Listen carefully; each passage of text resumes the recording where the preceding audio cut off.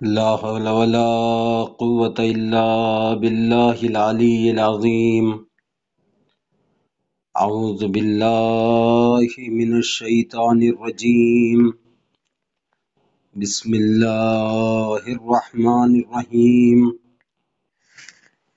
الحمد لله رب العالمين، والصلاة والسلام على أشرف الأنبياء والمرسلين، سیدنا و نبینا و مولانا ابو القاسم مصطفیٰ محمد، اللہم صلی علی محمد و آلہ الطیبین الطاہرین المعصومین المظلومین، ولعنۃ اللہ علی اعدائہم اجمعین من الآن الی قیام یوم الدین. اما بعد فقد قال اللہ تعالی فی القرآن الحکیم وهو أصدق الصادقين وقوله الحق. بسم الله الرحمن الرحيم. يا أيها الذين آمنوا اتقوا الله وكونوا مع الصادقين. صلوات بیجی محمد وآل محمد پر. اللهم صل على محمد وآل محمد وعجل فرجهم. عزیز و دوستو، بزرگو، میری مجلس یوٹیوب کے ذریعے جہاں کہیں بھی دیکھی جا رہی ہے، میں ان تمام تر مومنین کی جانب سے اور اپنی طرف سے اپنے وقت کے امام زمانہ عجل اللہ تعالیٰ فرج شریف کی خدمت میں ان کی جد مظلوم امام سجاد علیہ الصلوۃ والسلام کی شہادت کا پرسہ پیش کرتا ہوں. عزیزو، کل کی مجلس میں عرض کر رہا تھا کہ چوتھے امام علیہ الصلوۃ والسلام کے سامنے کربلا کے بعد میں جب آپ کو مدینہ واپس لایا گیا اور آپ جب مدینہ واپس آئے اور عہدہ امامت کو جب اپنے کاندھے پر آپ نے لیا، ذمہ داری امامت کو جب سنبھالا کربلا کے واقعے کے فوراً بعد سے، تب سے لے کر 34 سال یا 35 سال تک آپ باحیات رہے. اور یہ جو زمانہ تھا بہت ہی زیادہ مشکلات، پریشانیاں، ظالمین کی طرف سے ایذا رسانی، چاہنے والوں کی قلت کا زمانہ تھا. ایسے سخت دور کے اندر کہ جب کسی چیز کی حرمت باقی نہیں ہے، ایسا سخت دور ہے. میں نے کل بھی عرض کیا تھا، میں پھر اس نقطے کی طرف توجہ دلاتا ہوا آگے بڑھنا چاہتا ہوں. ایسا سخت دور ہے کہ ظالم اپنے مفادات کے لیے کچھ بھی کر گزرنے سے دریغ نہیں کرتا ہے. کہ جب امام حسین علیہ السلام مکے سے جانے لگے کربلا کی طرف یا کوفے کی طرف، اور بعد میں پھر کربلا میں آئے، اس وقت ابن عباس نے روکنے کے بعد میں امام حسین علیہ السلام سے کہا کہ مولا رک جائیے، مولا رک جائیے. اگر آپ کو ان لوگوں نے اگر شہید کر دیا، اگر آپ کو ان لوگوں نے اگر قتل کر دیا، شہید کر دیا، تو پھر ان ظالمین کی نظر میں کسی چیز کی بھی حرمت باقی نہیں رہے گی. کیونکہ آل رسول جب قتل ہو گئے ان کے ہاتھوں سے، پھر ان کے حوصلے بلند ہو گئے. یہ کسی بھی کام کو کرنے سے نہیں ڈرے گی، کسی بھی کام کو، حتیٰ کہ حدیث رسول چھوٹ جائے گی، حرمت بیت رب ختم ہو جائے گی، حرمت مدینۃ الرسول ختم ہو گئی. جیسا کہ لوگوں نے ملاحظہ فرمایا کہ کس طریقے سے حسین کے خون کو بہانے کے بعد میں. تو یہ ایسا سخت دور ہے کہ جب چوتھے امام علیہ السلام بہرحال مجھے زیادہ تمہید میں نہیں جانا ہے، میں فوراً اپنے موضوع کی طرف آنا چاہتا ہوں. صرف کل کی گفتگو کو آپ کے اذہان میں پھر سے دوبارہ ایک مرتبہ ریوائز کرنے کی خاطر میں تھوڑی دیر کے اندر اس کا خلاصہ کرنا چاہتا ہوں کہ امام علیہ السلام کربلا سے جب مدینے آئے تو حالات اتنے سخت ہیں. میں نے کل حالات کا تذکرہ کیا کہ جو ظالمین تھے ان کا زمانہ کیسا تھا، انہوں نے مکہ اور مدینے کی کیا کیفیت کر دی تھی. آپ دوسرے شہروں کی بات چھوڑیے، اسلامی ممالک کے دوسرے شہروں کا تذکرہ کرنا ہی بیکار ہے. جب مکہ اور مدینہ کے جو مقدس ترین شہر تھے، ان کا حال اور ان کا جو ماجرا تھا، میں نے کل آپ کے سامنے عرض کیا کہ وہاں پر دین کی کیا کیفیت ہو گئی تھی، وہاں پر بدعتوں کا کیا حال تھا. عزیزو، ایسے عالم کے اندر امام علیہ الصلوۃ والسلام کے سامنے یہ ظالمین ہیں۔ اب اس کے بعد میں امام علیہ الصلوۃ والسلام کو اب تبلیغ کا کام کرنا ہے، دین مر چکا ہے، شیعت ختم ہو چکی ہے، اخلاقیات تباہ و برباد ہو چکے ہیں، اور جسے کہتے ہیں کہ انسانیت ختم ہو چکی ہے۔ ایسے عالم کے اندر انسانیت کو زندہ کرنا ہے، دین محمدی کو پھر سے زندہ کرنا ہے، شیعت کو اپنے قدموں کے اوپر کھڑے کرنا ہے۔ وہ جو سماج، وہ جو معاشرہ کہ جو جاہلیت کی طرف پلٹ رہا ہے، انہیں پھر واپس وہاں سے لانا ہے، کہاں پر؟ انہی تعلیمات کی طرف کہ جو تعلیمات رسول اللہ نے صلی اللہ علیہ وآلہ وسلم نے دی تھی، انہی تعلیمات کی طرف لے کر۔ عزیزو، لہٰذا امام علیہ الصلوۃ والسلام نے جو بنیادی کام انجام دیے، 6 7 8 مختلف کتابوں کے اندر لوگوں نے شرح کی ہے، ان کی سیاسی زندگی، ان کی اجتماعی زندگی، ان کی فردی زندگی اور ان کے حالات زندگی، 34 سال کے جو ہے مختلف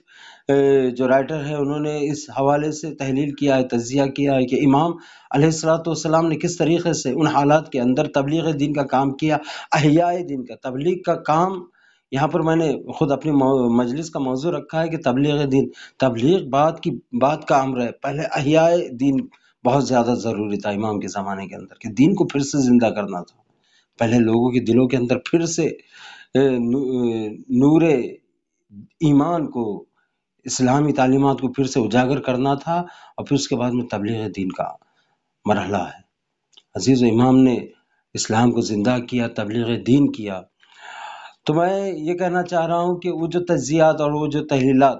جو مختلف کتابوں کے اندر رائٹروں نے امام علیہ الصلوۃ والسلام کی 34 سالہ زندگی کے متعلق جو کی، اس میں سے مختلف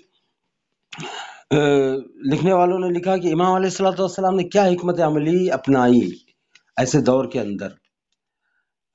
کے اندر کہ جہاں پر زبانیں سل چکی ہے، جہاں پر ہونٹ بالکل زبانیں خاموش، ہونٹ بالکل سل چکے ہیں، جہاں پر ذرا سی بھی جنبش حق کے لیے کرنا خطرے سے بھری ہوئی ہے، خطرے جان سے خالی نہیں ہے۔ عزیز، ایسے عالم کے اندر امام سجاد علیہ الصلوۃ والسلام آتے ہیں، اور آنے کے بعد میں امام علیہ الصلوۃ والسلام نے جو کام کیے ہیں،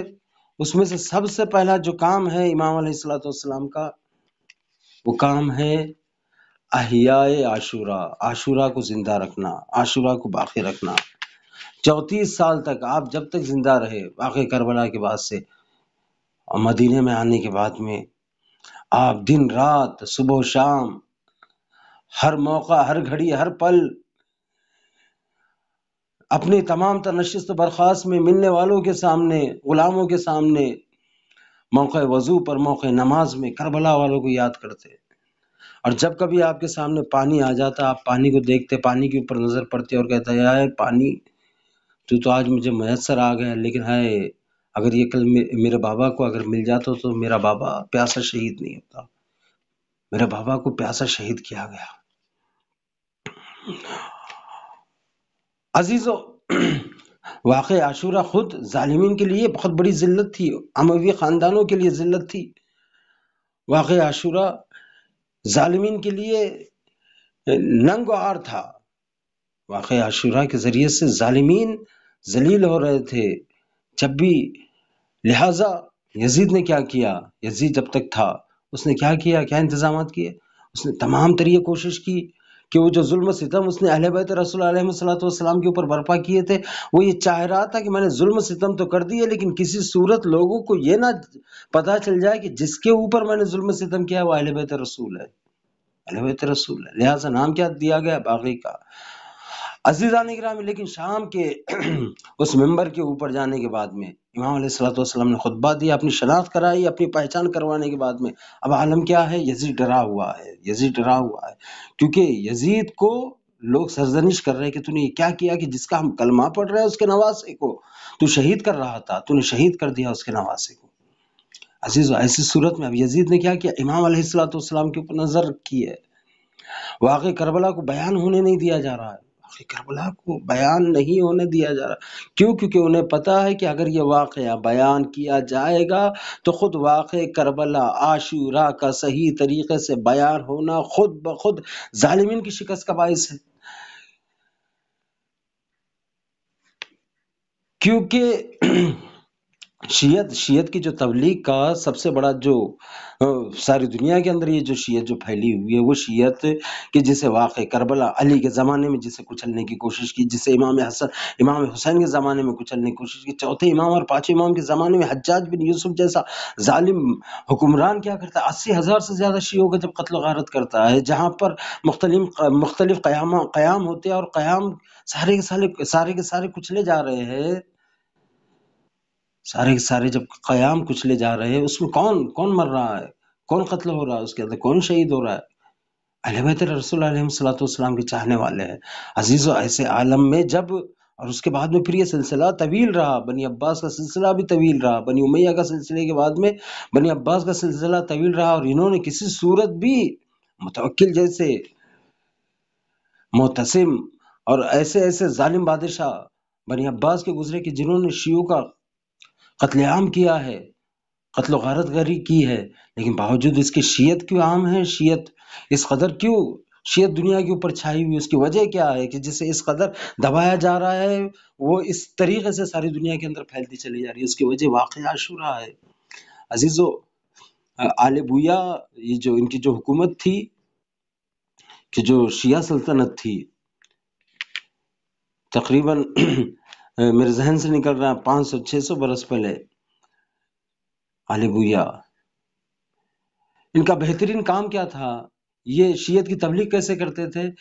ان کی شیعت کی تبلیغ کا طرز ہی یہی تھا کہ یہ امام حسین علیہ السلام کے حالات زندگی، ان کے مسائل، واقع عاشورہ کو بیان کرتے، جس کے بیان کرنے کے بعد میں لوگوں کے اوپر اس کا اثر ہوتا۔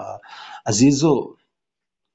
حسین کی کربلا کا اثر بہت ہی زیادہ گہرا ہے، لوگوں کے دلوں کے اوپر نقش کرنے والا ہے، یہ لوگوں کے دلوں کو تبدیل کرنے والا ہے، یہ حسین کا ذکر، حسین کی یاد کا ذکر۔ لہٰذا امام علیہ السلام نے کیا اپنی سیرت اپنائی، یاد عاشورہ کو، اور عاشورہ کو زندہ رکھا۔ کس طریقے سے زندہ رکھا؟ کہ جب اسے دبانے کی کوشش کی جا رہی تھی، جب اسے ختم کرنے کی کوشش کی جا رہی تھی، لیکن یہ جو ایک موقع ہے چوتھے امام کا، وہ موقع کیا ہے؟ چوتھے امام خود شاہد ہے کربلا کے واقعے کے، خود عینی شاہد ہے، اس کے بعد میں امام علیہ السلام کے وارث ہے، امام علیہ السلام کو تو روکا نہیں جا سکتا۔ لہٰذا امام علیہ السلام نے واقع عاشورہ کے ذریعے سے حکمت عملی یہ کہ واقع عاشورہ کو بیان کرتے، گریا کرتے عزیزو، اس طریقے سے واقع عاشورہ کو بیان کرنا، واقع عاشورہ کے ذریعے سے لوگوں کو اپنے اطراف میں جمع کرنا، جمع کرنے کے بعد میں پھر انہیں تعلیمات دینا، مختلف مواقع کے اوپر تعلیمات دیتے ہیں جب لوگ آتے ہیں، حتیٰ کہ آپ التجا یہ کرتے ہیں کہ اگر کسی کے یہاں پر کوئی خوشی کا پروگرام ہے، کوئی محفل اگر ہے، اور وہ اگر یہ چاہ رہا ہے کہ امام علیہ السلام کو مدعو کرے، تو امام وہاں پر خواہش کرتے، اگر تو یہ چاہتا ہے کہ میں تیرے یہاں پر گھر میں مجلس میں تیری محفل کے اندر میں شرکت کروں، تیرے پروگرام کے اندر آؤں، تو اگر مجھے انوائٹ کرنا چاہتا ہے، تو اس کی ایک صورت ہے، وہ کیا ہے کہ تو اپنے پروگرام کے اندر میرے بابا کی شہادت کا تذکرہ کر، میں وہاں پر حاضری دوں گا۔ عزیزو، اس طریقے سے امام علیہ السلام نے کربلا کی یاد کو زندہ رکھا، محبت اہل بیت علیہ السلام کو لوگوں کے دل میں پھر زندہ کیا، اور زندہ کرنے کے بعد میں امام علیہ السلام کس طریقے سے، یعنی عزیزو، چوتھے امام کی شخصیت، میں نے کہا کہ عالم یہ تھا، کل میں نے عرض کیا کہ جب واپس آئے ہیں تو کسی نے، بعضوں نے لکھا کہ 3 لوگ صرف آپ کے پاس تھے، چاہنے والوں کی تعداد، کسی نے لکھا 5، بعضوں نے کہا کہ 7 لوگ تھے، بس اس کے علاوہ کربلا کے بعد میں، بلکہ یہ جو نقش جو اموی سلطنت جو چھوڑ رہی تھی مکہ مدینے کے اوپر، جب احکام دین فراموش ہو رہے تھے، جب نمازوں کو لوگوں نے فراموش کر دیا تھا، روزوں کو فراموش کر دیا تھا، مناسک حج لوگ بھول رہے تھے، ایسے عالم کے اندر، ایسی بات ہے، ایسے عالم کے اندر جب رسول کے فوراً بعد سے جس چیز کے اوپر زیادہ کوشش کی گئی تھی، وہ یہ ہے کہ نام علی اور اولاد علی کو لوگ فراموش کر جائے، لہٰذا صورتحال مدینے کی کیسی تھی؟ امام سجاد کو زیادہ لوگ پہچاننے والے بھی نہیں تھے، بہت زیادہ لوگ۔ امام سجاد اس مدینے کے اندر آنے کے بعد میں تبلیغ کر رہے ہیں، اور لوگوں کو بتا رہے کہ ہم اہل بیت رسول ہیں، ہمیں جانو، ہمیں پہچانو، اور اپنی محبت کو لوگوں کے دلوں میں بھر رہے کس ذریعے سے؟ اپنے اوپر برپا ہونے والی مصیبتوں کا تذکرہ کرنے کے بعد میں۔ جب کسی غلام نے آگے پوچھا کہ مولا کتنا روئیں گے، بس کیجئے، کتنا روئیں گے؟ امام علیہ الصلوۃ والسلام پھر وہاں پر عرض کرتے کہ یعقوب کا ایک فرزند یوسف جب نظروں سے غائب ہو گیا، اوجھل ہو گیا، اور پتا تھا باپ کو کہ زندہ ہے، سلامت ہے، اس کے باوجود 30 سال تک اپنے بیٹے کے غم کے اندر گریا کرتے رہے۔ اور میری آنکھوں کے سامنے میرے خاندان کے 18 بنی ہاشم، 18 یوسف کو بھوکا و پیاسا شہید کر دیا گیا۔ عزیزان گرامی، تو مولا کی یہ سیرت تھی کہ احیاء عاشورہ، احیاء عاشورہ، عاشورہ کو زندہ کرنا ہے۔ عزیزو، میں نے کل بھی عرض کیا تھا کہ حسین بدعت کے خاتمے کے لیے گئے تھے، کربلا میں آنے کے بعد میں امام حسین شہید ہوئے، لیکن اگر امام حسین علیہ الصلوۃ والسلام کی وہ جو امام حسین علیہ الصلوۃ والسلام نے یزید کے خلاف جو قیام کیا اور یہ جو نعرہ لگایا کہ حیات من الذلہ، اور امام حسین نے یہ کہا کہ میں اريد ان اعمر بالمعروف، میں یہ چاہتا ہوں کہ میں امر بالمعروف کو لوگوں تک پہنچاؤں، اور الا ان السنت قد امیتت، اور جب یہ کہا کہ سنتیں مر رہی ہے، وان البدعۃ قد احیت، اور بدعتیں زندہ ہو رہی ہے، ایسی صورت میں بدعتیں جو زندہ ہو رہی، امام حسین تو کربلا میں آ کے شہید ہو گئے۔ عزیزو، اب امام حسین کا یہ جو مقصد ہے، جو قیام کی جو غرض ہے، یہ جو ہدف ہے، اسے مسلسل کرنا، اور یہ مسلسل رہے گی قیامت تک کے لیے۔ تو اس کے لیے کربلا کے واقعے کے فوراً بعد میں، واقعے کربلا کے فوراً بعد میں ایک ایسی شخصیت کا ہونا ضروری تھا کہ جو کربلا کے واقعے کو بار بار بار بار اس قدر تکرار، اس قدر تکرار، اس قدر تکرار کرے کہ لوگوں کے ذہنوں میں، دلوں میں واقعے کربلا رچ بس جائے۔ عزیزو، وہی کام 34 سال تک مسلسل امام سجاد علیہ الصلوۃ والسلام نے کیا۔ اب اس کے بعد میں اب کربلا کیونکہ عینی شاہد ہے، امام خود بیان کر رہے ہیں، اب اس کے بعد میں 5ویں امام، اس کے بعد میں 6ٹھے امام ہے، اب وہ پھر ساری کربلا جو ہے آگے بیان ہو رہی ہے۔ عزیزو، یہ پہلا امام علیہ الصلوۃ والسلام کا کام ہے۔ دوسرا کام کیا ہے امام علیہ الصلوۃ والسلام کا؟ دوسرا کام ہے امام علیہ الصلوۃ والسلام کا کہ آپ نے پند و نصیحت کے ذریعے سے لوگوں کی ہدایت کی، پند و نصیحت کے ذریعے سے آپ نصیحت کرتے تھے، نصیحتیں کرتے تھے۔ عزیزو، اجتماع میں 2 طریقے تھے آپ کی تربیت کے، پند و نصیحت کرنے کے۔ ایک تو اجتماع کے اندر آپ کا طریقہ انڈائریکٹلی ہوا کرتا تھا، یعنی بالکل کھل کر آپ جو ہے کسی چیز کو بیان نہیں کرتے تھے، لیکن آپ فردی اور شخصی جب تربیت کرتے تھے تو فردی اور شخصی تربیت کرنے میں جو آپ کے قریب بہت ہی زیادہ ہوتا تھا، اور جس کے اوپر جسے آپ معتبر سمجھتے تھے یا جس کی باقاعدہ تربیت ہو چکی ہوتی تھی، ایسے بندوں کو اپنے قریب لاتے اور قریب لانے کے بعد میں انہیں شخصی فردی تربیت کرتے۔ اور اسی کا ایک بہترین نمونہ جس کے لیے آپ نے ایک جو طریقہ کار اپنایا وہ ہے غلام پروری کا، انشاءاللہ اس کی تفصیل میں آگے بیان کروں گا۔ امام علیہ الصلوۃ والسلام نے کیا کیا؟ پند و نصیحت کا کام شروع کیا، لیکن پند و نصیحت بھی کیسی؟ پند و نصیحت کے ذریعے سے، یعنی امام جب مسجد میں آیا کرتے تھے اور جب آپ کو خطاب کا موقع ملتا تھا، آپ خطاب کے لیے جب جاتے تھے تو خطاب کے اندر، مدینے کے اندر آپ کے خطاب کے اندر کون سی باتیں ہوتی تھی؟ بالکل بنیادی باتیں۔ یہاں سے 2 چیزیں ہم تحلیل کر سکتے ہیں، ایک یہ کہ مدینے کا عالم یہ کہ لوگ بنیادی باتوں کو بھول چکے تھے، لہٰذا اسے کسی اور قالب کے اندر امام جو ڈھال کر بیان کر رہے ہیں، لہٰذا اس طریقے سے نقل کیا گیا۔ امام جب بھی خطبے کے لیے کھڑے ہوتے، کھڑے ہونے کے بعد میں امام لوگوں کو موت اور موت کے بعد میں، موت کے اندر یعنی انسان کا مرنا اور مرنے کے بعد میں اللہ سے ملاقات کے متعلق لوگوں کو بتاتے، اور بتانے کے بعد میں کہتے کہ دیکھو لوگوں، جب انسان مر جائے گا، قبر کے اندر جائے گا تو اس سے سوال ہوگے، اور امام فرماتے کہ جو ان سوالوں کا جواب دے گا وہ بہرحال کامیاب ہے، اور سوال کون سے؟ وہی بنیادی سوال۔ امام کہتے ہیں کہ دیکھو قبر کے اندر تم سے سوال کیا جائے گا کہ تمہارا خدا کون ہے، یعنی یہاں سے یہ بات نکل کر سامنے آتی ہے کہ مدینے کا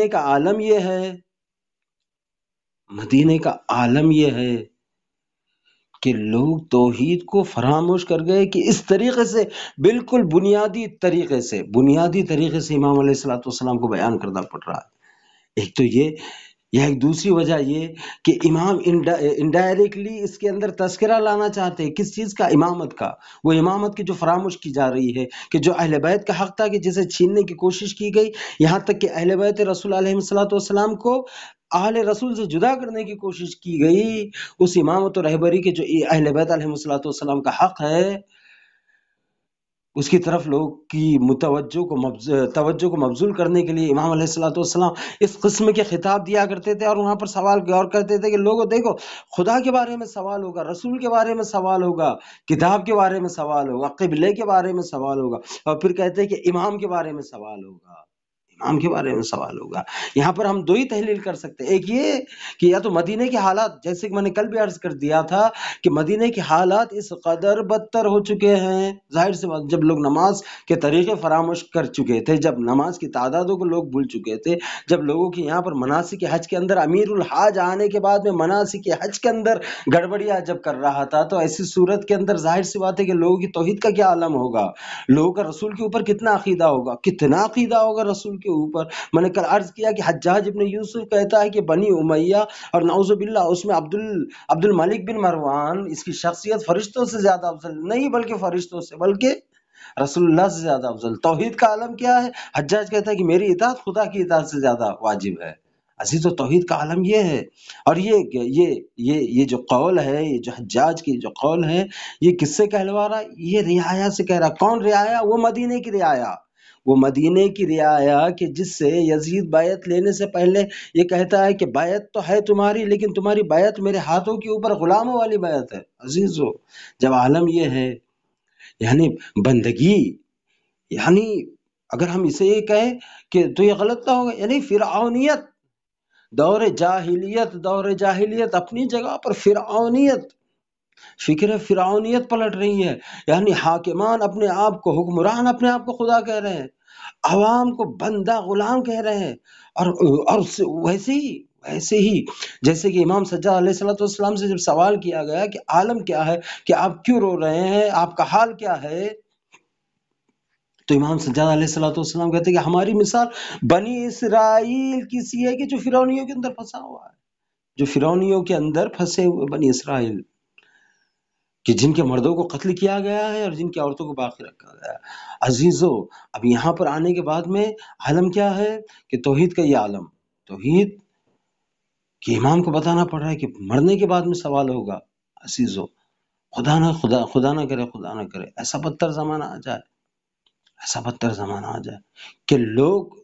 جو عقائد کی جو بنیادی بات ہے اسے فراموش کر گئے ہو، یا پھر دوسرا ہم تجزیہ یا تحلیل یہ کر سکتے کہ امام اس بہانے سے امامت کے موضوع کے اوپر جانا چاہ رہے ہو، اور وہ جو امامت کی جو فراموش کی جا چکی ہے، تاکہ لوگوں کے درمیان میں سوال آئے کہ خدا کے بارے میں تو بات صحیح ہے، رسول کے بارے میں تو بات صحیح ہے، قرآن کے بارے میں تو بات صحیح ہے، یہ امامت ہے کیا چیز؟ کیونکہ خلافت تو لوگوں نے سن رکھا تھا، یہ امامت کیا چیز ہے، یہ امامت کیا ہے کہ جس کے بارے میں سوال کیا ہے۔ یعنی امام جو ہے اجتماع میں جانے کے بعد میں پند و نصیحت کے ذریعے سے لوگوں کے ذہنوں کے اندر سوالوں کو چھوڑ کے آتے تھے، اور لوگوں کے ذہنوں کو جھنجھوڑ کے رکھ دیتے تھے کہ وہ مجبور ہو جائے سوچنے کے بعد میں آل رسول کے بعد میں، آل علی کے بارے میں سوچنے کے لیے لوگ مجبور ہو جائے کہ یہ کون ہے، ان کا حق کیا ہے، اور ان کے ساتھ لوگوں نے کیا کیا ہے۔ عزیزو، تو میں یہ کہہ رہا تھا کہ امام علیہ السلام کا ایک طریقہ یہ تھا کہ اجتماع کے اندر جانے کے بعد میں تبلیغ کرتے، اور اجتماع میں تبلیغ کرنے کے بعد میں پھر دوسرا طریقہ کیا تھا کہ امام علیہ السلام فردی، یعنی شخصی طریقے سے، میں نے کہا کہ جن کو آپ جو یہ پسند فرماتے اور دیکھتے کہ نہیں، ہاں اس کے اوپر کام کرنے کے لائق ہے یہ بندہ، تو اسے شخصی طور پر اس کی تربیت کرتے، اسے واعظ و نصیحت کرتے، اور مفصل واعظ و نصیحتیں موجود ہیں امام علیہ السلام کی، دعائیں ہیں کہ جسے آپ نے واعظ و نصیحت ہے جو ابو حمزہ سمالی سے بیان کیا ہے، اور اس کے علاوہ جو ہے آپ کی حقوق ہے کہ جو آپ نے لوگوں کے سامنے بیان کی کہ کتنے حقوق ہیں بندگان خدا کے، یعنی خود انسان کا حق اپنے اوپر کیا ہے، خدا کے لیے اس کا کیا حق ہے، لوگوں کے لیے اس کا کیا حق ہے، یعنی کیا امام علیہ السلام یہ جو حقوق جو بیان کر رہے ہیں، حقوق بیان کر رہے ہیں، یعنی کیا، یعنی عالم یہ ہوا ہے کہ رسول تمام تر حقوق لوگ پہچانوا چکے تھے، لیکن باوجود اس کے لوگ اس قدر فراموش کر چکے تھے کہ لوگ اس قدر گر چکے تھے کہ وہ انسانیت سے بھی پرے ہو چکے تھے، لہٰذا خود اپنی ذات کا حق لوگ بھول گئے تھے کہ لوگ اپنے اوپر ستم کر رہے، لوگ اپنے نفس کے اوپر ستم کرتے، لوگ اپنے نفس کے اوپر ستم کر رہے تھے۔ امام علیہ الصلوۃ والسلام نے بتا رہے تمہارا خود کا تمہارے اوپر حق ہے، تمہارا خود کا تو اور اللہ کے اوپر اللہ کا حق ہے تمہاری ذات کے اوپر، تمہاری گردنوں پہ۔ لوگ بھول چکے تھے، وعد و وعید کر کے مکر جاتے تھے، ایک دوسرے کے حق کو غصب کر دیا کرتے تھے، جھوٹی گواہیاں دیا کرتے تھے، وعدے کرنے کے بعد میں مکر جایا کرتے تھے، ایسے عالم کے اندر کہ جہاں پر اخلاقی اور تہذیبی نام و نشان کا جب خاتمہ ہو چکا تھا، ایسے ماحول کے اندر امام علیہ الصلوۃ والسلام آگے بتا رہے کہ تمہارے گردنوں کے اوپر لوگوں کے حقوق ہے، یعنی لوگ حق اور حقوق کی بات وہاں آتی ہے کہ جہاں پر حق کو سمجھا جاتا ہے۔ جو حق تھا اسے لوگ کربلا کے اندر شہید کر چکے تھے، ایسی صورت کے اندر حق جب ختم ہو چکا ہے تو ظاہر سی بات ہے حقوق بالکل ختم ہو چکے ہیں، لوگ کسی کے حق کی رعایت نہیں کرتے ہیں۔ تو امام علیہ الصلوۃ والسلام آتے ہیں اخلاق، یعنی وہ جو جامعہ اسلامی کے جہاں پر اخلاق کا فقدان ہے اور جہاں پر ہر طرف جو ہے بدعت رائج ہے، ایسی صورت کے اندر امام کو آنا ہے۔ اجتماعی صورتحال کے اندر امام آ رہے ہیں، آنے کے بعد میں کتنی چیزوں سے امام کا مقابلہ ہے، لہٰذا انڈائریکٹلی آپ جو ہے بحث کے اندر وارد ہوتے ہیں، انڈائریکٹلی آپ تبلیغ کے اندر اور احیاء دین کے اندر وارد ہوتے ہیں، اجتماع کے اندر جاتے دوسری کیفیت۔ میں نے کہا کہ مدینہ ناچ گانوں کا شہر بن گیا تھا، ہب بن چکا تھا، بہترین کمائی کا ذریعہ تھا مدینہ شہر، لوگ بڑے بڑے گانے والے، بڑے بڑے غانی، بڑے بڑے گویے اطراف مدینہ سے چل کے آ رہے تھے مدینے میں، کیونکہ موٹی کمائی ہو رہی تھی اس مدینے کے اندر۔ عزیزو، امام سجاد علیہ الصلوۃ والسلام کے لیے مشہور تھا کہ بہترین آپ کی آواز تھی، آپ راستے کے اوپر چلتے ہوئے دعائیں کر رہے ہیں، بیٹھے ہیں مسجد کے اندر، صبح کی نماز سے پہلے جا کے آپ پہنچ جایا کرتے تھے مسجد میں، بیٹھ کے قرآن مجید کی تلاوت کرتے تھے، راستوں کے اوپر آپ قرآن مجید کی تلاوت ایسی تلاوت کرتے تھے کہ لوگ آپ کی طرف مجذوب ہوتے تھے، جذب کرتے تھے، آپ کی طرف آتے تھے لوگ۔ یعنی امام علیہ الصلوۃ والسلام وہ جو لوگ، دیکھیے یعنی ہتھیار کیا ہے، امر بالمعروف، یعنی اگر معاشرے کے اندر برائیاں عام ہو جائے تو اسے روکنے کا ذریعہ کیا ہے، برائی کو مت روکو، یعنی کیونکہ خود یہاں پر جو حکم ہوا ہے وہ کیا کہا گیا کہ امر بالمعروف نہیں عن المنکر۔ اگر چاہتے ہو کہ لوگ برائی سے رکے تو اس کے لیے ضروری ہے کہ خود اچھائیاں اتنی زیادہ کرو کہ برائیاں خود بخود جو ہے، برائیاں خود بخود کیا ہو جائے، مٹ جائے۔ کیا ہوتا ہے آج معاشرے کی مشکل کیا ہے، انسان آتا ہے، آنے کے بعد میں معاشرے کے اندر یہ برائی یہ برائی یہ برائی یہ برائی یہ برائی یہ برائی، برائیوں کے اوپر انگلی رکھنا، نشان چھوڑتا ہوا چلا جاتا اور کہتا ہے یہ برائی یہ برائی یہ برائی۔ لیکن امام علیہ الصلوۃ والسلام نے کیا طریقہ بتایا، نہیں، برائی کے اوپر انگشت مت رکھو، بلکہ اچھائیوں کو کرتے جاؤ تاکہ برائیاں دب جائے۔ یعنی وہی مثال ہے کہ کسی نے کہا کہ یہ ایک لائن ہے، اس نے خط ایک زمین کے اوپر کھینچا یا کاغذ کے اوپر کھینچا، استاد نے کہا شاگرد سے یا شاگرد کہ یہ میں خط کھینچ رہا ہوں، تمہیں اس سے بڑا خط کھینچنا ہے، لیکن یہ کہ میرے خط کو جو میں نے جو لکیر کھینچی ہے اسے نقصان نہ پہنچے، نہ اس سے جوڑنا ہے نہ کچھ کرنا ہے۔ سب سے بہترین طریقہ کیا، اس نے شاگرد نے کیا کیا، اسی خط کے نیچے ایک بڑا خط، نہ معاف کیجئے، استاد نے کہا کہ یہ جو خط ہے اس خط کو چھوٹا کرو، اس خط کو چھوٹا کرو۔ تو شاگرد نے کیا کیا، یا جو بھی ہو، بہرحال اس کا واقعی کی جو کیا نام ہے، ہم اس سے جو پن لینا ہے، جو ہمیں جو اس سے معاوضہ لینا، وہ یہ کہ شاگرد نے جو بڑی لکیر کھینچ دی نیچے، یعنی وہ خط بھی باقی رہا اور وہ خط چھوٹا بھی ہو گیا۔ عزیزو، تو امر بالمعروف اور نہی عن المنکر ایسے ہی ہے۔ اللہ ہم سے یہ کہتا ہے کہ امر بالمعروف، پہلے امر بالمعروف ہے۔ اگر معاشرے کی برائیوں کا خاتمہ کرنا ہے تو پھر وہی بات ہے کہ بغیر السنتکم، آپ کو آنا ہے بغیر زبان کے، پہلے عمل کے ذریعے سے آگے کرنا ہے، اس طریقے سے اچھائیوں کو کرو کہ برائیاں خود بخود مٹ جائے۔ وہ جو مدینہ جو کہ ناچ گانے کا ہب بن چکا تھا، وہ شہر بن چکا تھا ایسی جگہ پر کہ جہاں پر لوگ عزیزوں دیکھیے، اور یہ حقیقت بھی ہے کہ جب انسان برائیوں میں بہت زیادہ ملوث ہو جاتا ہے بہت زیادہ جب ملوث ہو جاتا ہے تو ظاہر سی بات ہے برائیوں میں ملوث ہونے کے بعد میں بھی اس کے دل کے اندر درد آتا ہے، تو اس اپنے درد کے مداوے کے لیے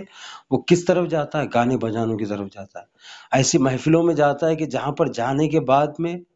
اس اس کا درد ختم ہو جائے، اس کا درد ختم ہو جائے، کیونکہ اس کا انتخاب کیا؟ کیونکہ خود برا ہے تو اس کا انتخاب کیا ہوگا؟ درد کو ختم کرنے کے لیے برائی کی طرف جائے گا، درد کو ختم کرنے کے لیے۔ کیوں؟ کیونکہ سماج کے اندر جب جب کوئی ایسی جگہ باقی نہ رہے کہ جہاں پر آنے کے بعد میں انسان اپنے درد کا مداوع کر سکے، لہٰذا امام سجاد علیہ الصلوۃ والسلام نے دیکھا کہ مدینے کے لوگوں کے یہاں پر جس چیز کا فقدان ہے وہ کیا ہے کہ ان کا رابطہ ختم ہو چکا ہے، کس سے؟ خدا سے۔ ایسی صورت میں امام علیہ الصلوۃ والسلام بہترین لہن کے اندر قرآن مجید کو پڑھ رہے ہیں، اب وہ لوگ کہ جو ناچنے گانے کی محفلوں کی طرف جو اپنے قدموں کو بڑھا رہے تھے، وہ امام علیہ الصلوۃ والسلام کی طرف جو ہے پلٹ کے آ رہے، مجذوب ہو رہے ہیں۔ دوسرا کیا؟ وہ جو ٹوٹے ہوئے دل تھے، وہ جو غم زدہ لوگ تھے، وہ جو شکست خوردہ لوگ تھے، ان کے لیے امام علیہ الصلوۃ والسلام نے دعاؤں کے ذریعے سے، اعجازانہ دعاؤں کے ذریعے سے ان کے لیے وہ مواقع فراہم کیے کہ تاکہ ان کی دل بستگی ہو جائے، تاکہ ان کے دل کے اوپر وہ جو بھاری پن ہے وہ ختم ہو جائے۔ لہٰذا امام علیہ الصلوۃ والسلام نے اس طریقے سے لوگوں کو اپنی طرف راغب کیا، اور لوگ امام علیہ الصلوۃ والسلام کی طرف آئے بڑی شدت کے بعد۔ امام علیہ الصلوۃ والسلام کی 34 سالہ زندگی ختم ہوتے ہوتے عالم کیا ہو گیا کہ امام علیہ الصلوۃ والسلام، امام علیہ الصلوۃ والسلام کون ہے؟ امام علیہ الصلوۃ والسلام کی شخصیت وہ شخصیت ہے کہ جو، یعنی میں نے یہ کہا، اب میں پھر آپ کے سامنے عرض کر رہا ہوں، میں نے کہا کہ 3 لوگوں سے زیادہ نہیں، 5 لوگوں سے زیادہ نہیں امام کے ساتھ میں، لیکن آخری دور تک آتے آتے امام علیہ الصلوۃ والسلام کی شخصیت کا عالم یہ ہوا ہے کہ حشام بن عبد الملک کا بیٹا، کہ جو نائب ہے عبد الملک کا، ولید کا شاید چھوٹا بھائی ہے، ولید بن عبد الملک کا چھوٹا بھائی، اور ولید کے بعد میں جو بادشاہ بنا حشام بن عبد الملک، جو ولی عہد ہے، یہ آتا ہے کہاں؟ آتا ہے مکے کے اندر آتا ہے۔ آنے کے بعد میں مکے میں دیکھیے، میں نے کہا کہ امام علیہ الصلوۃ والسلام جب مدینے میں آئے تو تب کیا عالم تھا، اور آخری ایام تک آتے آتے زندگی کے کیا عالم ہے، امام کی مقبولیت کا کیا عالم ہے۔ امام علیہ الصلوۃ والسلام بہرحال یہ حشام بن عبد الملک آتا ہے، اور آنے کے بعد میں خانہ کعبہ میں چاہتا ہے کہ حجر اسود کا طواف ہے، امیر الحاج بن کے آیا ہوا، میں نے کل بھی کہا تھا اس چیز کے بارے میں کہ لوگ امیر الحاج بن کے آیا کرتے تھے، امیر الحاج بن کے آیا ہے، اور یہ چاہتا ہے کہ جائے اور حجر الاسود کا بوسہ لے، لیکن بھیڑ اتنی ہے، ظاہر سی بات ہے بادشاہ اپنی جگہ پر، لیکن خانہ کعبہ کے پاس آنے کے بعد میں کون بادشاہ، کون غریب، کون فقیر، کون امیر۔ عزیزو، اب عالم کیا ہے دیکھیے، میں نے کل بھی ایک حاجن کے حج کا تذکرہ کیا تھا، جمیلہ کے حج کا، اور حاجیوں کی کیفیت بتائی تھی، مکے والوں کی میں نے کیفیت کا تذکرہ کیا تھا، لیکن اب دیکھیے، اب جب آخری امام علیہ الصلوۃ والسلام کا جب زمانہ جب ختم ہونے کے قریب ہے، اور امام شہید ہونے کے قریب ہے، امام کی زندگی ختم ہونے والی ہے، امام کی زندگی کے آخری ایام ہے، اس وقت جب امام حشام بن عبد الملک حج کے لیے آتا ہے، کیا کیفیت ہے کہ وہ کوشش کرتا ہے، تمام تر اس کے چاہنے والے بھی، ظاہر سی بات ہے، زیڈ پلس جو سیکیورٹی ہوتی ہے اس کے آزو بازو ہے، اس کے ساتھ میں فوجیں ہیں، لاہو لشکر ہے، اس کے ساتھ میں افراد ہے، ولیعہد ہے، وہ چاہ رہا ہے کہ حجر الاسود کو بوسہ دے، لیکن کسی صورت مجمع کا یہ عالم ہے کہ اسے موقع ہی نہیں مل رہا ہے، تھک ہار کے جا کے کنارے میں بیٹھ جاتا ہے مسجد الحرام کے، اور اس کے اطراف کے اندر اس کے چاہنے والے لوگ آ کے بیٹھ گئے ہیں۔ عزیز دیکھیے واقعہ دیکھیے کہ کتنا لطیف ہے، اور امام علیہ الصلوۃ والسلام کی محنت کا، اور آپ کی جو کوشش اور جو آپ کی تبلیغ دین کے لیے جو آپ کی خدمات ہے، اس کا آپ خیال کریں کہ امام علیہ الصلوۃ والسلام نے کیا سے کیا کر دیا۔ عزیزو، اب یہ بیٹھ گیا تھکا ہوا ہرا ہوا، کچھ دیر کے بعد میں کیا دیکھتا ہے کہ مجمع ہے کہ خود بخود ہٹ رہا ہے، یہ حشام بن عبد الملک کیا دیکھ رہا ہے، کچھ دیر کے بعد میں وہ تھکا ہوا بیٹھا ہوا ہے، اس کے ساتھ میں اس کے افراد ہے، دیکھتا ہے کہ مجمع ہٹ رہا ہے۔ اب اس نے جو دیکھا کہ مجمع ہٹ رہا ہے، کیوں مجمع ہٹ رہا ہے؟ دیکھا کہ کوئی آ رہا ہے، اس کے لیے راستہ بنایا جا رہا ہے۔ اللہ اکبر، کوئی آ رہا ہے، اس کے لیے راستہ بنایا جا رہا ہے۔ حشام دیکھ کے پہچان گیا، امام زین العابدین علیہ الصلوۃ والسلام۔ لوگ حاجی راستہ چھوڑنے لگے، امام آگے بڑھتے گئے، یہاں تک کہ حجر الاسود تک پہنچے، اور پہنچنے کے بعد میں آپ نے بوسہ دیا۔ عزیزو، کیا موقع تھا، کیا موقع ہو گیا۔ کیا عالم تھا، کیا عالم امام علیہ السلام نے کر دیا۔ 22 سال تک مسلسل آپ حج کے لیے آئے ہیں، 22 سال تک زندگی میں آپ نے حج کی ہے، اب مکے میں آنے کے بعد میں بھی تبلیغ کی۔ عالم کیا ہے کہ حشام بن عبد الملک جنہیں کی پوچھتا ہے یہ جوان کون ہے، کہ یہ شخص کون ہے، یہ شخص کون ہے کہ جس کا اتنا احترام کیا جا رہا ہے۔ عزیزو جانتا ہوا بہانہ کر رہا تھا کہ یہ کون ہے۔ وہیں پر فرزدق نامی شاعر، عجیب و غریب، اس نے امام علیہ السلام کی شان میں قصیدہ پڑھا ہے، فرزدق وہیں پر موجود تھا۔ عزیزو میں یہاں پر 2 چیز عرض کرنا چاہتا ہوں کہ امام علیہ السلام کی محنت کا نتیجہ دیکھیے، امام علیہ السلام کی محنت کا نتیجہ دیکھیے، بلکہ خون حسین اور شہادت حسین کا بھی یہ نتیجہ ہے کہ 61 ہجری کا حج بھی ہے کہ جہاں پر امام حسین علیہ السلام اسی مکہ مکرمہ میں حج کرنا چاہتے ہیں، لیکن ظالمین آئے ہوئے ہیں، حسین کے قتل کے لیے آمادہ ہے، اور امام حسین جانتے ہیں کہ یہاں پر لوگوں میں سے کوئی مدد کرنے والا موجود نہیں ہے، لہٰذا اپنے حج کو عمرے میں تبدیل کر کے خانہ کعبہ کو رخصت کر کے چلے جاتے۔ لیکن اس کے بعد میں اب عالم کیا ہوا، امام حسین کی شہادت کے بعد میں چوتھے امام کا، امام حسین کی شہادت کو دوام بخشنے کے بعد میں نتیجہ کیا ہوا کہ چوتھے امام ہے، یعنی کل حاکم کی جرت اتنی تھی کہ وہ دریغ نہیں کر رہا تھا کہ خون معصوم کو دنیا کے امن ترین شہر کے اندر اور مسجد الحرام میں کہ جو مقام امن ہے وہاں پر امام علیہ السلام کے خون کو بہائے، لیکن نتیجہ کیا ہے؟ حسین رنگ لایا۔ امام سجاد علیہ السلام کا طریقہ کار تبلیغ عاشورہ رنگ لایا۔ نتیجہ کیا ہوا کہ کل حاکم کی وجہ سے امام کو مکہ چھوڑ کے جانا پڑ رہا تھا، لیکن آج عالم کیا ہے کہ آج عالم یہ ہے کہ حاکم تمام تر کوششوں کے باوجود خانہ کعبہ تک اپنے آپ کو نہیں پہنچا پا رہا، حاکم موجود ہے، لیکن عوام کیا کر رہی ہے؟ چوتھے امام کے لیے راستہ بنا رہی ہے۔ یہ اتنی تبدیلی ہے، یہ کوئی معمولی تبدیلی نہیں ہے عزیزو۔ اس کے بعد میں کیا ہوا؟ فرزدق آگے بڑھا، اور آگے بڑھنے کے بعد میں کہا فرزدق نے کون سی زبان استعمال کی؟ اگر ہم دیکھیں فرزدق نے جو اشعار پڑھے ہیں کون سے؟ بہرحال فرزدق نے امام علیہ السلام کا جو شام میں مسجد کے اندر جو امام کا جو خطبہ ہے اسی کو ایک اعتبار سے اس نے اشعار کے اندر ڈھالا ہوا ہے۔ گویا امام علیہ السلام نے، یہ جرات نہیں تھی لوگوں کی، جرات نہیں تھی، عالم یہ تھا، میں آپ کے سامنے عرض کروں کہ عالم یہ تھا کہ کوئی ممبر ایسا نہ تھا کہ جس کے اوپر علی علیہ السلام اور آل علی علیہ السلام کی برائی نہ کی جا رہی ہو، ممبروں کا یہ عالم تھا۔ لیکن آج عالم کیا ہے؟ آج خانہ کعبہ کے سامنے عالم یہ ہے کہ فرزدق کھڑا ہوتا ہے اور کہتا ہے کہ حشام تو نہیں جانتا یہ کون ہے؟ یہ کعبے کا بیٹا ہے، یہ مینا کا بیٹا ہے، یہ حرم کا بیٹا ہے۔ عزیزو یہ زبان کس نے دی ہے؟ یہ زبان صدقے ہے چوتھے امام کی ذات کے، یہ زبان کی چوتھے امام کی ذات کا صدقہ، چوتھے امام علیہ السلام کی ذات کے ہم صدقے کہ امام علیہ السلام نے یزید کے سامنے مسجد کے اندر منبر کے اوپر جانے کے بعد میں کیا کہا تھا؟ میں کون ہوں؟ میں مینا کا بیٹا ہوں، میں کعبے کا بیٹا ہوں۔ عزیزو وہی زبان وگرنہ یعنی امام علیہ السلام نے وہ جو ساری جو بندشیں تھی کہ جو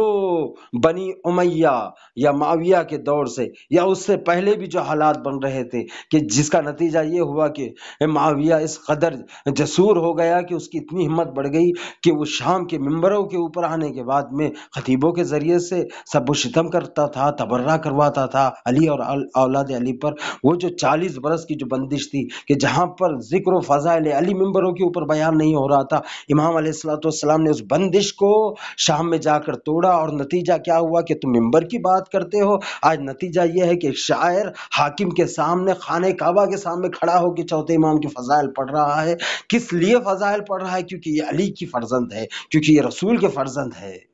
عزیزو، یعنی نام علی۔ تو امام علی علیہ السلام کا نام ان کا تذکرہ چوتھے امام نے. اور جب اب دیکھیے، اور یہ تو قصیدہ پڑھنا ہوا. قصیدہ پڑھنا ایک الگ بات ہے، لیکن قصیدہ پڑھنے کے بعد میں اہل بیت علیہم الصلوۃ والسلام کی حمایت اور ان کی دفاع کا جذبہ بھی کس نے بخشا ہے؟ چوتھے امام نے بخشا ہے. فرزدق سے جب حشام نے جھنجلا کے کہا کہ فرزدق، تو نے تو علی بن الحسین کے شان میں یہ قصیدہ پڑھا، تجھے ہماری شان میں قصیدہ پڑھنے کے لیے کیا ہوتا ہے؟ تو کیوں نہیں پڑھتا ہماری شان کے اندر قصیدہ؟ عزیزو، وہی جملے میں آپ کو یاد دلاؤں گا. ایک مرتبہ فرزدق کہتا ہے کہ حشام جیسے بابا اور جیسے دادا، جیسے نانا، جیسی ماں علی ابن الحسین کی ہے، اگر تیری بھی ایسی ہو تو میں تیری بھی شان کے اندر قصیدہ پڑھوں گا. عزیزو، یہ زبان، یہ جو جرت دفاع آل علی، اولاد علی سے، یہ جرت کس نے بخشی ہے؟ یہ جرت چوتھے امام نے. وہ امام کی جو بیمار ہے، جو نحیف ہے، جو کمزور ہے، جو گرفتار ہے، لیکن منبر یزید کے اوپر جانے کے بعد میں کہتے ہیں، جب یزید نے کہا کہ اذان دی جائے، اور جب اذان ہونے لگی اور اذان کے اندر جب تذکرہ ہوا اشہد ان محمد رسول اللہ، امام علیہ الصلوۃ والسلام نے کہا کہ یزید یہ بتا کہ یہ جو محمد ہے، یہ جو نام لیا جا رہا ہے اذان میں، یہ تیرے جد ہے یا میرے جد ہے؟ عزیزو، یہ جو دفاع کیا ہے، یہ جو جرأت ہے، یہ جو فرزدق کے اندر آئی ہے، یعنی دونوں نمونوں کو اگر ہم دیکھ سکتے ہیں. فرزدق نے ایک تو کلام کیا، کلام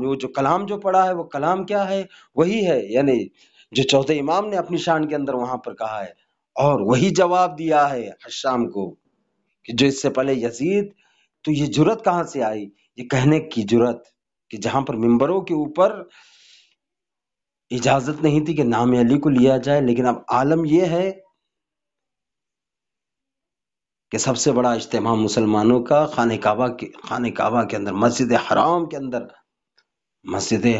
کے اندر آنے کے بعد میں یہاں پر غیر آ کر علی اور اولاد علی علیہ الصلوۃ والسلام کی شان کے اندر قصیدے پڑھ رہے ہیں. تو عزیزو، میں عرض کر رہا تھا کہ امام علیہ الصلوۃ والسلام نے یہ جو خدمت کی ہے، میں نے کہا کہ دو چیزیں شاید بیان ہوئی. ایک تو واقعہ عاشورہ کا احیاء، اور دوسرے کیا؟ اجتماعی اور فردی اعتبار سے لوگوں تک واعظ و نصیحت کے ذریعے سے دین کو پہنچا. بہرحال میں سمجھتا ہوں کہ وقت بہت زیادہ ہو رہا ہے، لہٰذا اپنی گفتگو کو یہیں پر میں سمیٹنے کی کوشش کروں گا. عزیزو، اور شاید آج بھی بیان نہیں ہو سکا، یعنی جتنے مطالب میں آپ کے سامنے بیان کرنا چاہ رہا تھا، انشاءاللہ کل، اور ہو سکے تو پھر پرسوں، یا ہو سکتا ہے آپ دعا کریں حق میں کہ انشاءاللہ ریکارڈ ہوتی رہے مجلس اور میں آپ کے لیے بھیجتا رہوں. آپ دعا کریں کہ وقت بھی نکلتا رہے، طبیعت بھی اچھی رہے، اور خاص طور سے آج کل جو حالات ہے بیماری کے، جو ہمارے پورے ہندوستان میں بلکہ پوری دنیا کے اندر پھیلے ہوئے، اور بہت زیادہ لوگ پریشان ہیں اور اس میں مبتلا ہے، گرفتار ہے، لوگ ڈرے ہوئے، گھبرائے ہوئے. خدایا، ہم واسطہ دیتے بیمار کربلا امام زین العابدین علیہ الصلوۃ والسلام کا کہ اس منحوس بیماری کا خاتمہ جلد از جلد فرما، اور امام کے صدقے میں اور شہزادہ علی اصغر علیہ الصلوۃ والسلام کے صدقے میں خدایا تمام مومنین کو، تمام لوگوں کو، تمام انسانوں کو اس بیماری کے قہر سے محفوظ فرما اور انہیں صحت کاملہ و عاجلہ عنایت فرما. خدایا اس بیماری کو جلد سے جلد ختم فرما، تاکہ اہل بیت علیہ الصلوۃ والسلام کے ذکر کو، مجلس حسین کو، بڑا دل روتا ہے. بیماری واقعاً بیماری کا کوئی اتنا غم نہیں ہے، لیکن غم بہت بڑا یہ ہے کہ بیماری جس ایام میں آئی ہے. بہرحال دنیا کے تمام تر پروگرام اور بڑے بڑے اجتماعات کے اوپر اس کا اثر ہوا ہے، لیکن بہت زیادہ دل دکھتا ہے. ایک تو امام حسین علیہ الصلوۃ والسلام کو اس سال محرم کے اندر جس طریقے سے ہر سال رویا کرتے تھے، ماں فاطمہ زہرا کو فرصت دیا کرتے تھے، نہیں دے سکے. دوسرے اربعین حسینی علیہ الصلوۃ والسلام کے لیے جو حالات ہے، مومنین کرام جو دور دراز ممالک میں رہتے وہ نہیں جا سکتے کربلا معلیٰ، لہٰذا بہت ہی سخت دور ہے. خدایا ہم دعا کرتے ہیں کہ اس بیماری کا خاتمہ ہوتا کہ مجلس اعضاء اور دیگر پروگرام کو اہل بیت رسول کے چاہنے والے اپنے پورے عقیدت، اپنے پورے دل و جان، اپنے ایمان اور اپنی محبت کے ساتھ میں برگزار کر سکے۔ ایک صلوات بھیجیے محمد والے محمد، اللہم صلی علی محمد والے محمد۔ لہٰذا عزیزو، امام علیہ الصلوۃ والسلام کی قربانی بہت بڑی ہے، چوتھے امام کی، کہ اس طریقے سے دین کو پھیلا رہے، اس طریقے سے دین کو پہنچا رہے۔ ایسے عالم کے اندر میں عرض کر رہا تھا کہ قرآن مجید کی تلاوت کرتے ہیں۔ یہ جو زبور آل محمد جو کہا جا رہا ہے، زبور آل محمد کیوں کہا جاتا ہے؟ امام زین العابدین علیہ الصلوۃ والسلام کا لہن بڑا اچھا تھا قرآن کے ذریعے۔ وہ جو عالم کے اندر، میں نے کہا کہ لوگ ٹوٹے ہوئے تھے، گناہوں کے اندر گرفتار تھے، ٹوٹے ہوئے تھے، بہرحال اپنے درد کے مداوے کے لیے انہیں کہاں جانا تھا؟ گناہوں کی بالکل جسے کہے کہ ہم گناہوں کی شکنجے کے اندر گرفتار تھے، بہرحال انہوں نے اپنے طریقے سے ایک ذریعہ ڈھونڈ رکھا تھا کہ محفل غنا کے اندر جایا کرتے تھے، جانے کے بعد میں اپنے دردوں کا مداوع ڈھونڈنے کی کوشش کرتے تھے اچھی آوازوں کے ذریعے۔ وہاں پر تذکرے ہوتے تھے، وہاں پر لوگوں کی دلجوئی ہوا کرتی تھی، لیکن حرام طریقے سے ان تمام تر کاموں تک پہنچنے کی کوشش کیا کر رہے تھے، کیونکہ اسلامی طریقہ پورا ختم ہو چکا تھا۔ لہٰذا امام علیہ الصلوۃ والسلام، میں عرض کر رہا تھا کہ قرآن مجید کی تلاوت کے ذریعے سے لوگوں کو اپنی طرف مجذوب کرتے، دعاؤں کے ذریعے سے۔ زبور آل محمد اس لیے کہا جاتا ہے، زبور کس کی کتاب ہے؟ جناب داؤد، لہن داؤدی مشہور ہے۔ یعنی جب جناب داؤد علیہ الصلوۃ والسلام اپنی کتاب زبور کی جب تلاوت کیا کرتے تھے، کہا جاتا ہے کہ فرشتے پرندے آ کے آپ کے پاس میں اطراف میں آ کے بیٹھ جایا کرتے، یعنی جانوروں کے اوپر اثر ہوا کرتا تھا۔ یہ تو فخر داؤد ہے، لہٰذا زبور آل محمد کہا گیا۔ اور بھی اس کی وجوہات ہو سکتی ہے، بہرحال میرے جو ذہن میں آئی میں نے آپ کے سامنے عرض کی۔ امام علیہ الصلوۃ والسلام بہت ہی سخت، تاریخ کے درد ناک ترین دور کے اندر آپ زندگی گزارے، اور بہت زیادہ علتیں ہیں، میں اسے انشاءاللہ بیان کروں گا، اور میں سب کا تذکرہ بھی نہیں کرنے والا کہ کون سی دو کا میں نے تذکرہ کر دیا۔ ایک تو یہ کہ واقعہ عاشورہ کو باقی رکھنا، اور دوسرے یہ کہ پند و نصیحت کرنا، اجتماعی طور کے اوپر، انڈائریکٹلی اور فردی طور کے اوپر، باقاعدہ طور کے اوپر نصیحتیں کرتے۔ اور اسی سے ہمیں مدینے کے حالات کا بھی اندازہ ہوگا کہ مدینے کے حالات کیا تھے۔ یعنی امام کو اثر نو بالکل عقائد کی بنیادی چیزیں بتانی پڑ رہی تھی، اور اسے آپ بار بار ممبر کے اوپر جا کے تکرار کرتے تھے کہ اللہ تیرا خدا کون ہے، یہ سوال کیا جائے گا، تیرا رسول کیا ہے، یہ سوال کیا، تیرا امام کون ہے، یہ سوال کیا ہے، تاکہ لوگ مفہوم امامت کی طرف لوگوں کے ذہن مبذول ہو سکے اور لوگ سوال کر سکے۔ تو پند و نصیحت کے ذریعے سے امام سوال چھوڑ دیا کرتے تھے۔ عزیزو، واقع کربلا عزیزو، امام علیہ الصلوۃ والسلام ایک ہی درد ہے کہ جب بھی روتے تھے، پانی کو دیکھتے تھے، روتے تھے، بس یہی کہتے تھے کہ میرے بابا کو پیاسا شہید کیا گیا۔ امام علیہ الصلوۃ والسلام کا یہ درد بہت بڑا ہے کہ باپ پیاسا شہید ہوا، لہٰذا امام کہتے تھے کہ میں کیوں نہ روں۔ ارے یزیدیوں نے جانوروں کے لیے پانی کو مباح کر رکھا تھا، لیکن ہم آل بیت رسول کے لیے پانی حرام تھا۔ عزیزو، بہت ہی سخت مرحلہ ہے، امام کی شہادت کا دن ہے کہ مدینے کے قصاب جب بھی امام گزر جایا کرتے تھے تو گوشت کے اوپر کپڑا ڈھانک دیا کرتے تھے۔ جب بھی گوشت کے اوپر نظر پڑتی، امام بے چین ہو جاتے اور کہتے کہ ہائے رے، میرے بابا کی لاشیں کو پامال کر دیا گیا، میرے بھائی علی اکبر کے لاش کو ٹکڑے ٹکڑے کر دیا گیا، قاسم کے لاش کو پامال کر دیا گیا، میرے چچا کے بازوؤں کو قطع کیا گیا، میرے بھیا کے گلے میں تیر مارا گیا، میرے بابا کے حلقوم کے اوپر کند خنجر پھیرا گیا۔ اجرکم اللہ۔ عزیزو، مولا کے لیے بہت ہی سخت مرحلہ ہے۔